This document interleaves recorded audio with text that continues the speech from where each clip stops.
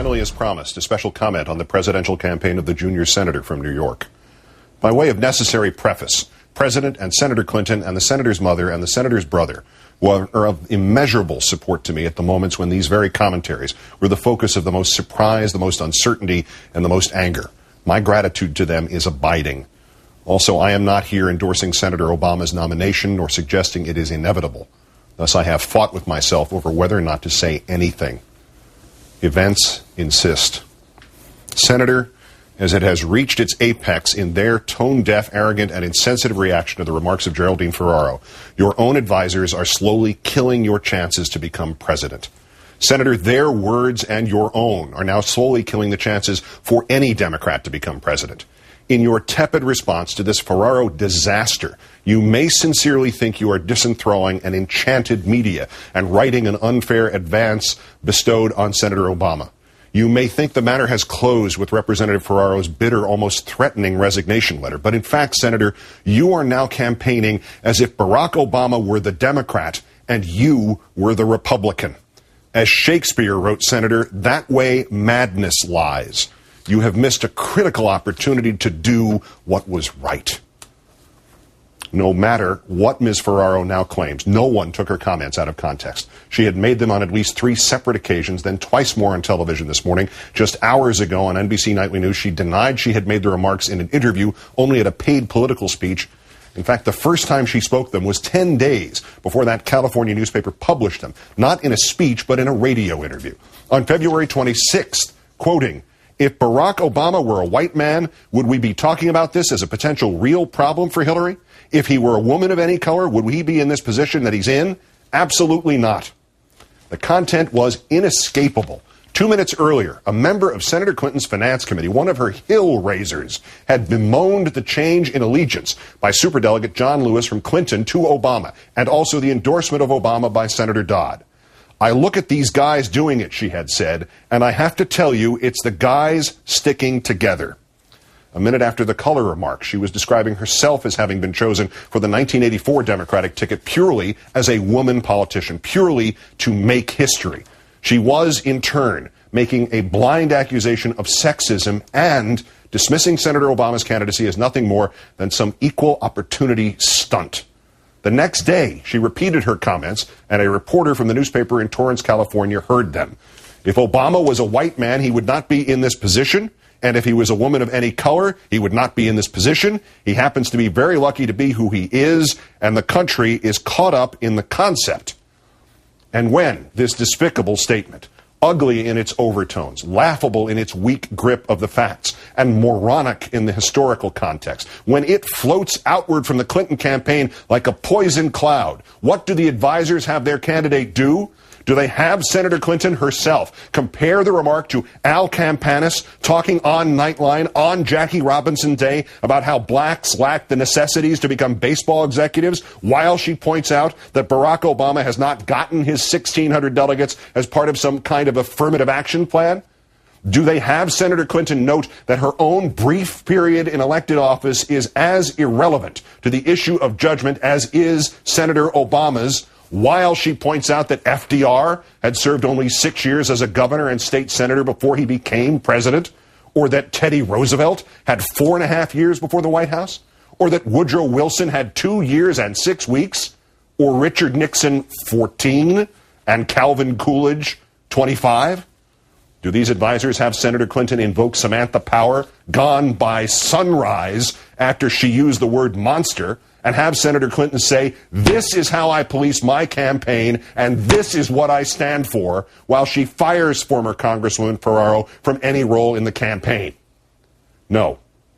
Somebody tells her that simply disagreeing with, then rejecting the remarks is sufficient, and she should then call regrettable words that should make any Democrat wretch, and that she should then try to twist them, first into some pox on both your houses plea to stick to the issues, and then to let her campaign manager try to bend them beyond all recognition into Senator Obama's fault.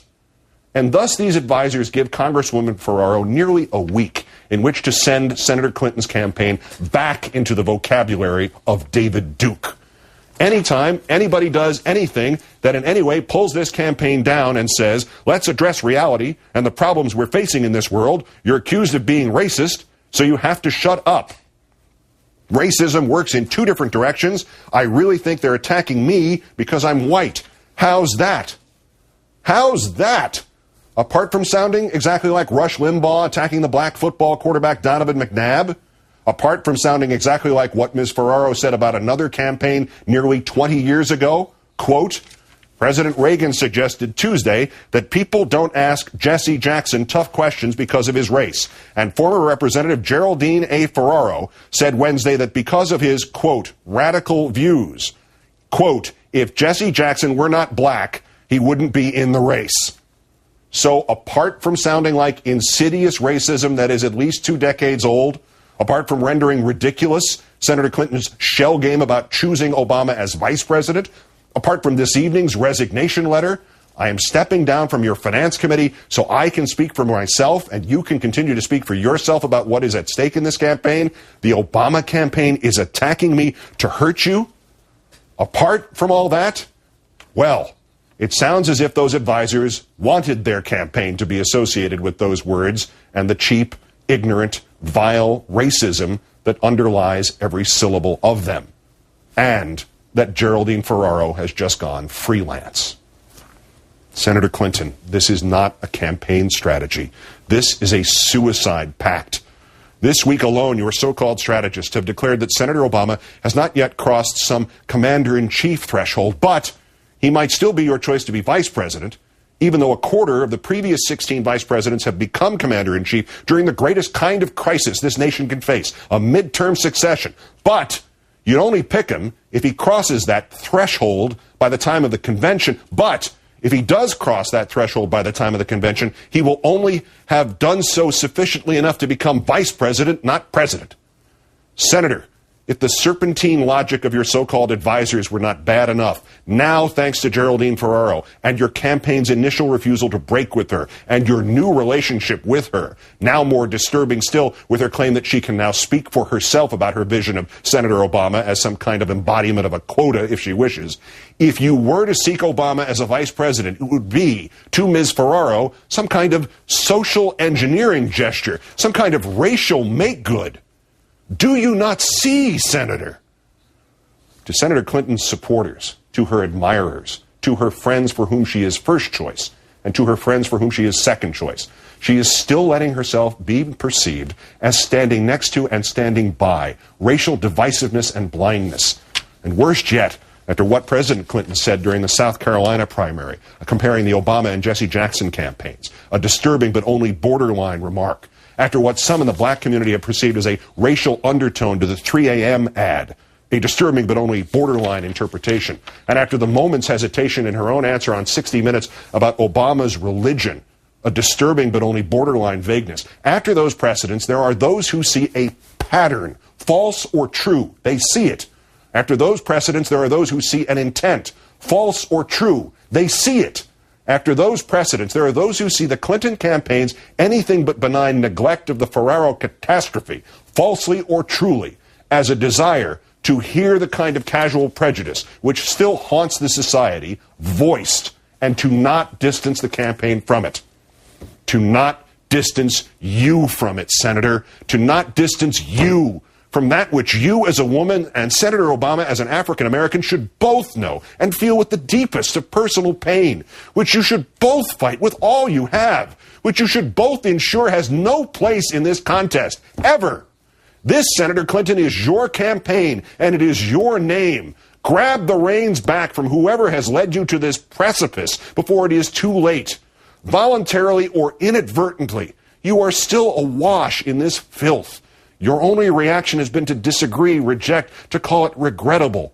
Her only reaction has been to brand herself as the victim and resign from your committee and insist she will continue to speak. Unless, Senator, you say something definitive, the former Congresswoman is speaking with your approval.